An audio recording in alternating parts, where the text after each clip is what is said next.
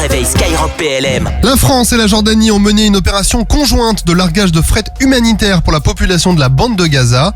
Cette livraison a eu lieu par les airs pour la première fois depuis le début du conflit entre Israël et le Hamas le 7 octobre dernier. Au total, 7 tonnes d'aide humanitaire et sanitaire ont été larguées dans la zone. 2 avions de transport militaire, l'un français et l'autre jordanien, ont été affrétés pour l'occasion avec des équipes mixtes à la fois jordaniennes et françaises dans les 2 aéronefs.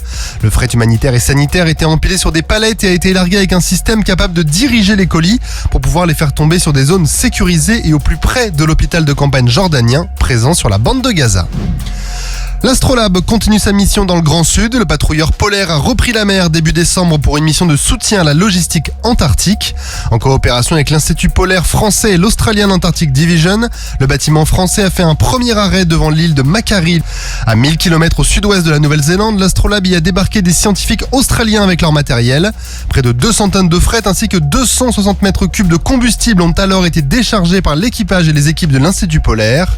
Enfin, le transit retour de cette mission a été marqué par la présence à bord de 2 personnalités invitées par l'Institut polaire, l'astronaute Thomas Pesquet et l'écrivain Olivier Poivre d'Arvor, ambassadeurs pour les pôles et les enjeux maritimes.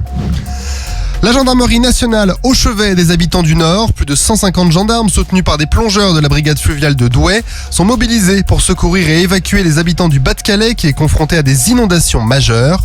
Ils participent aux côtés des autres organismes de l'État engagés à l'évacuation des habitants les plus impactés ou les plus vulnérables, avec des petites barques pour les zones les plus inondées. Les gendarmes organisent aussi des patrouilles régulières pour s'assurer que les résidences évacuées ne soient pas pillées. Sur la route, les gendarmes de l'escadron départemental de sécurité routière ont de leur côté procédé à la fermeture de certains axes routiers et à la gestion des flux. Ils ont également été mobilisés pour escorter des pompiers slovaques qui sont venus en renfort des pompiers du département au titre de la coopération européenne. Et encore un succès pour l'industrie française. Après les Pays-Bas, la Norvège et le Danemark, le radar GM200 multimission compact de Thales a été retenu par la Lituanie pour renforcer entre autres ses capacités de contre-batterie. D'une valeur de plus de 126 millions d'euros dans le cadre d'un accord entre les ministères de la Défense lituanien et néerlandais, Thales livrera ses radars à partir de 2026.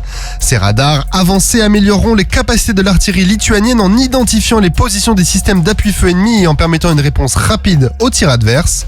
Le GM200 MMC offre une couverture à 360 degrés et une portée d'environ 400 km, qui est donc adaptée aux menaces à basse altitude et ou à faible vitesse, comme les drones, les roquettes et les obus d'artillerie.